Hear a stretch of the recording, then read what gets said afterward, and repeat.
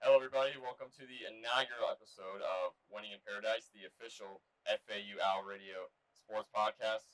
I'm your host, Nathan Korst. This is my co-host, Talt, and we have a very special guest for the very first podcast here with FAU Owl Radio. From Bowling Green, Kentucky, standing 6'6", he has an absolute cannon of a right arm. He is the new starting quarterback and a team captain for FAU football. Ladies and gentlemen, Caden Veltkamp. So, my first question for you is: you've been in Boca for about 6-7 months now. What's been your favorite part of the city? And then, do you ever get recognized? Yeah, every once in a while, like on campus or something, which is cool. Like I always like talking to people. I'm super introverted, but like if people come talk to me, I like having a conversation, whatever. Um, Favorite part of the city? Probably just campus because I'm here all the time. I don't really do a whole lot else outside of it. We have a pretty campus, pretty facility, pretty stadium. So, like, what's there not to like about this place? Definitely. Especially the city, it must be sort of a culture shock for you.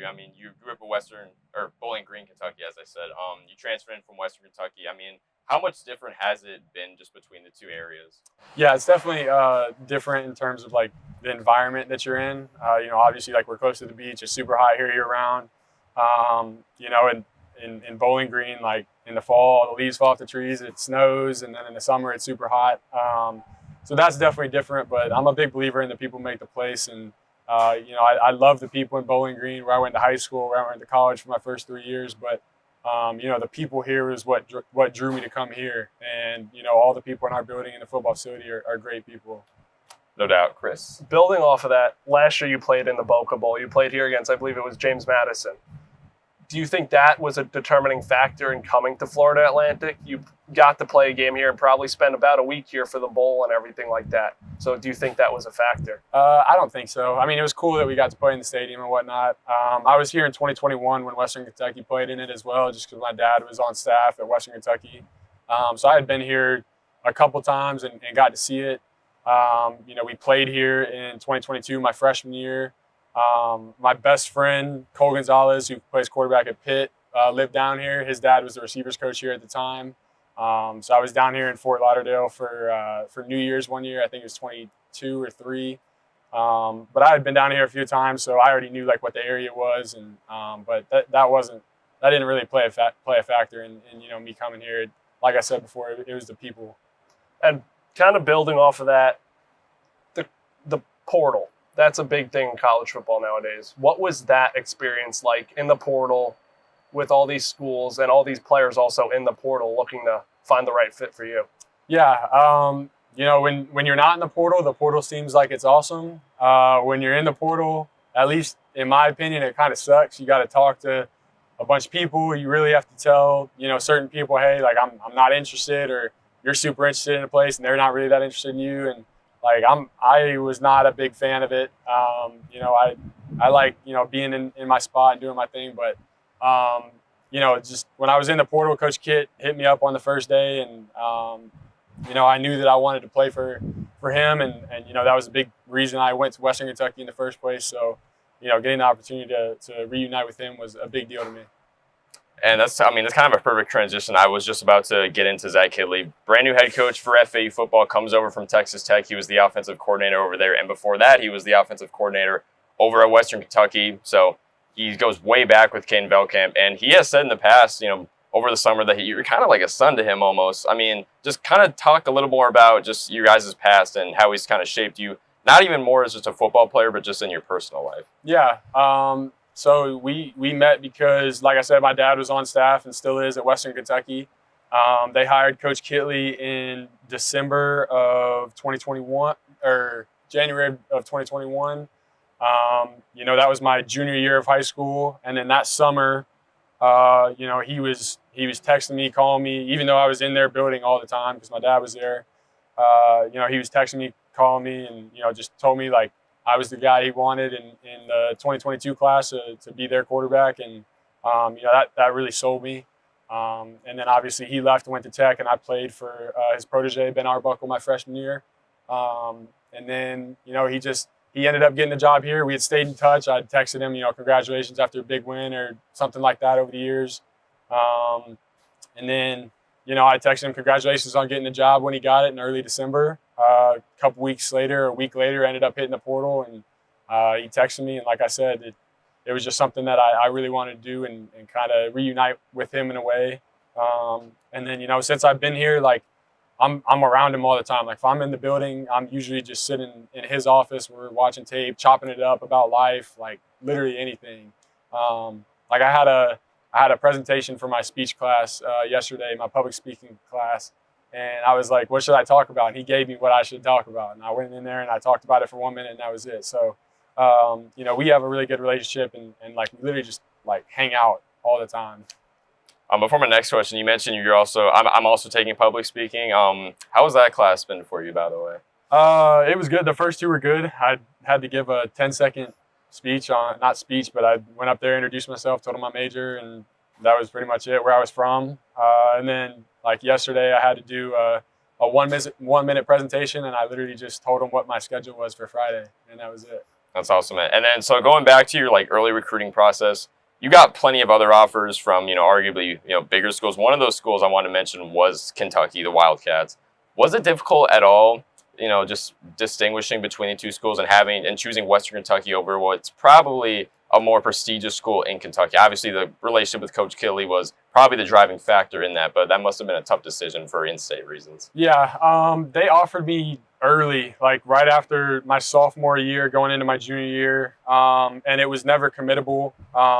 So I went, and the offensive coordinator that was there ended up getting let go after my junior year. So it was never like Kentucky was never really an option for me. They offered me in quotes, but it really was never committable. So I really didn't have a decision on that. So yes, you're here now at FAU, but I want to go back to Western Kentucky for a second. Last year, you were the CUSA Offensive Player of the Year. What did that honor mean to you when you found out you won that award? Yeah, it was definitely cool.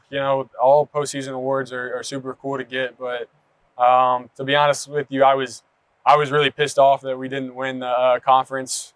So it didn't really, like I said, it was cool, but at the time I was still furious that we didn't win the conference, and because team success leads to individual success, and yeah. So back to Coach Kitt.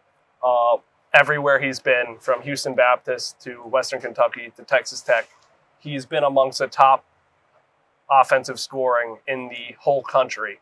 What can you say as a quarterback here, now reuniting with Coach Kitt, that we can expect from this offense this year? Yeah, we would love to get back to that position. I think that we still have a lot of work to do, and to be honest, I'm kind of tired of talking with everybody about it. I really want to go out on the field and play and, see what we can really do. I want to dive into a little bit of like any players you're specifically excited to play with. I know one of them has to be Easton Messer. I mean, same with Kittley. You guys pretty much go way back. You played with him for about a year or two over at Western Kentucky. Feels like he was almost your right-hand man. As a slot receiver, and just the route running abilities that he has. I mean, I think he really makes his offense that much more explosive. Just dive into a little more of your guys' relationship a little bit. Yeah, me and Easton have a good relationship. We met in summer of 2022, so June of 22, maybe May. I had graduated early. I was already at Western Kentucky for a semester, and he came in, and we were hanging out every weekend. Going out, just doing dumb stuff, and then we'd come back on Monday or Tuesday and we go light it up on the 3s and 4s field, and we'd have like 3-4 touchdowns in a day, and from then on, like our friendship off the field and what we were doing on the field, we grew really close that year, and we've just been really close ever since. Through the transfer portal process, coming in with Messer from Western Kentucky, both of you together, were you guys keeping in touch throughout that whole process and kind of made the decision together? Not really. He had kind of known that he was going in the portal for probably a week before it opened, and I wasn't going to go in the portal. I was fine with staying at Western Kentucky. And after the conference championship, things kind of just. A lot of our guys had gone in the portal, and pretty much all of our starters were either graduating or in the portal, all but I think one. And so I was a little bit concerned about that. I didn't know who the offensive coordinator was going to be. Easton had already gone in the portal, and I had a conversation with our head football coach, and told him I felt like I need to go in the portal. Didn't know, what was going to happen. Told him that, hey, if you guys find a quarterback you like better than me, then go get him. And that was kind of my conversation with him. And whenever I went in the portal, Easton called me and he was like, dude, there's no way you just hit the portal. Like, I thought you told me, you weren't going in, whatever. But then, once we were both in it, we had a lot of interest from the same schools, and Easton shut down a lot more people than I did. I kind of, entertained other people, just being respectful, I guess. And, but Easton, like, if it wasn't a school he was even thinking about, he didn't even respond to people. And he was pretty much FAU all the way. He just needed me to get on board with it, and eventually I did. And I'm glad that we're here now. So shifting more to the team in general, people have probably some questions about this team's O-line. Obviously, the rest of the offense definitely explosive, but I think people definitely have some questions about the O-line. But with your veteran presence, and I think it sounds like through practices you've really been able to, just as a signal caller, really help the offensive line understand the scheme. What do you think of your offensive line this year, and do you think they'll protect you the way that you want? Yeah, they're awesome. They're protectors. I love those guys, and they love me, and I think that's the biggest thing. If your O-line does not like you, then they're not going to play hard for you. And I think these guys definitely appreciate me, and they look at me like a brother, and they'll do anything to protect me. And all I heard in the transfer portal and coming here was like, oh, your O-line's not going to be as good. Your O-line's not going to be as good. Da, da, da. My O-line is just as good as any O-line that I've had in the past. And, I'm really excited for these guys. And just because they haven't been on a team none of them have been on a team that have won a lot of games. Outside of Vinny, who was at Indiana last year, none of them have won a lot. And so, for me, I want to bring that joy to them. I want to see them happy because they're winning games. So you guys, for Florida Atlantic, the last couple of years, they've had a couple down years winning wise. You come in, you played in a bowl game last season, winning record, stuff like that. And Coach Kitley comes over from Texas Tech, which last couple of years they've been pretty good too. You guys have a opening game against Maryland. How do you want to set the tone for that season and show that you guys are here to win this year? Yeah, I mean, obviously, you want to go in that first one, you want to get a win. And for me, I'm going to do everything in my power to make sure that happens. And that's all we're worried about right now. All we're worried about is Maryland, and what can we do to win that game. And to be honest, as the quarterback, I feel like if I'm making really good decisions and if I'm perfect, then we are going to win. And if I don't make good decisions and I'm screwing up, then we're going to lose. And that's the nature of the position. But I embrace that. I love that. I love the pressure of having that responsibility. But we're really excited to get down there and get to compete against somebody else. And Maryland, a Big Ten school. Last year at Western Kentucky, you played at a couple power conference schools like Alabama and Boston College. Will you draw on those experiences going into Maryland, playing at a bigger school and in front of a bigger environment? Yeah, I think, Alabama is Alabama, but I think I would, compare Maryland to Boston College. I think it's going to be pretty similar environment to what that was. That game was a noon kickoff. Just like the Maryland game is. I think their fan bases are pretty similar. But I think they're going to be excited. It's their first game. They have an exciting football team that they're putting on the field, and I think a lot of people are going to want to come watch that. But definitely learn from the experience at Boston College. We were up in that game going into half, and so knowing what that felt like and then letting it slip away at the end, there were definitely things that I could have done differently, especially in the second half of that one. And like I said, as the quarterback, I have a lot of power. If I'm making good decisions, we're going to be in a good spot. And if I'm making bad decisions, we're not going to be in a good spot. So, like I said, just really excited to go back in there and get into another hostile environment. And then going back to your just individual skill set a little bit, you're definitely one of the bigger quarterbacks in college football. You're 6'6". You're 236, I want to say.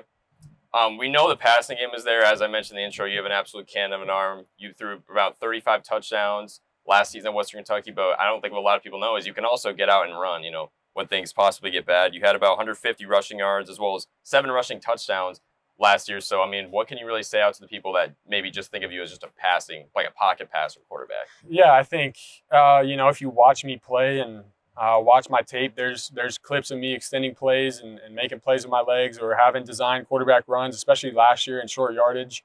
We didn't really have a short yardage running back on our team last year, so that kind of was me. This year we do in Caden Shields, and so I think some of that, part of my game will be taken off of me a little bit and given to him. But I definitely tend to, if stuff's breaking down, I can definitely make plays with my legs and extend plays, and I think that's a good quality to have as a quarterback. I think, the true pocket passer is kind of, evaporated from the game of football. There's just not very many of them left. What excites you most about being here at FAU with this team, with this fan base and school and community? Yeah, the community has definitely rallied around us as a team, I feel like. Obviously, I haven't been here, so, but, I definitely felt the love at Fan Fest. There were a ton of people out here. We had a good crowd for the spring game, I felt like. Both of those events, that was the biggest spring game, biggest Fan Fest that I'd been a part of.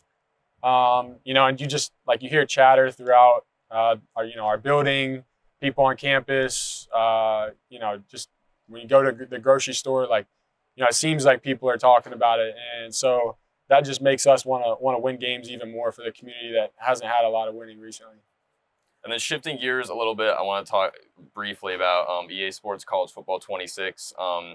You're in the game as an 84 overall. I mean, have you played with your player at all? Same with Easton Messer. Has he played with his player at all? I mean, what's it like being in the game? Yeah, so Easton doesn't really play the game, but I do. I'm in a 32-person league with one of my buddies that's actually the quarterback's GA at Texas A&M.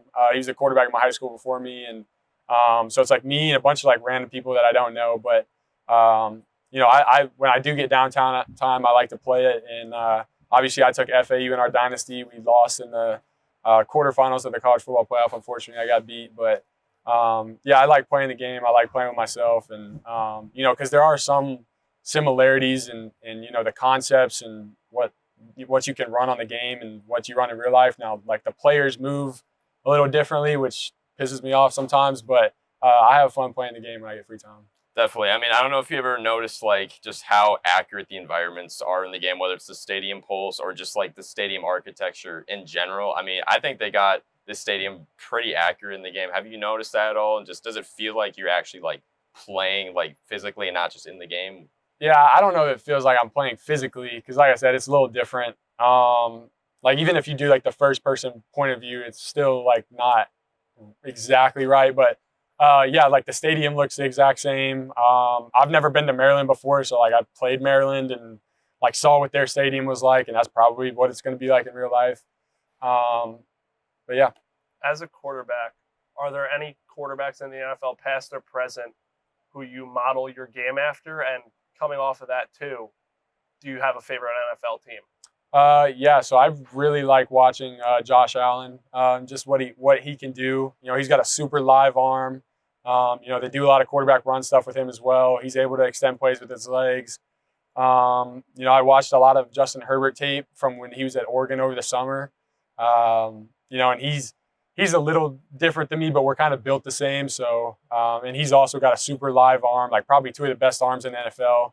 I love watching Pat Mahomes just because he's the best. I mean, he's the best quarterback in the NFL, and he played for Kitley. And but yeah, probably Josh, and Justin, and then my favorite team's the Colts right now.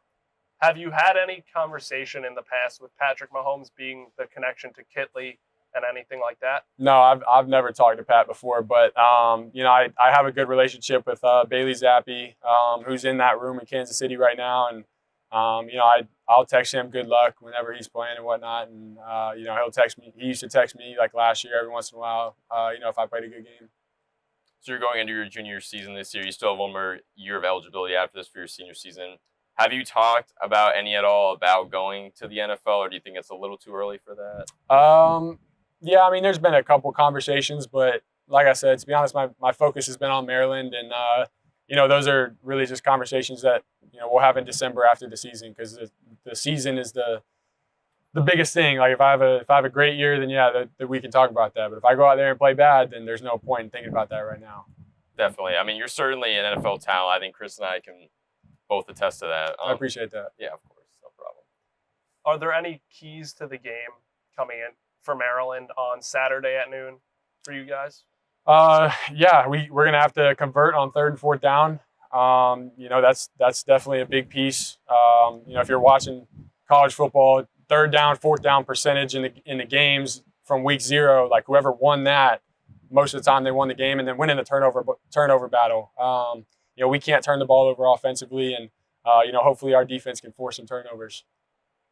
So, we want to ask you a last question here. For the fans and the people that don't know you or haven't seen you yet, what do you want them to say about Caden Veltkamp as a quarterback and as a person? Yeah, to be honest, I want them to say that I'm a good person. I want people to say that if they met me, he was super kind and had a great personality, and he was inspiring to the younger generation and the people that were coming after him.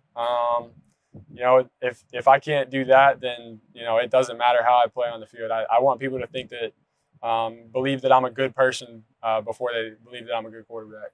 So that'll do it. Episode 1 of Winning in Paradise with QB1 Caden Veltkamp, just ahead of the 2025 football season. Caden, we wish you the best of luck. Thank you, guys. And we'll see you this season. Yes, sir. Thank y'all for having me on.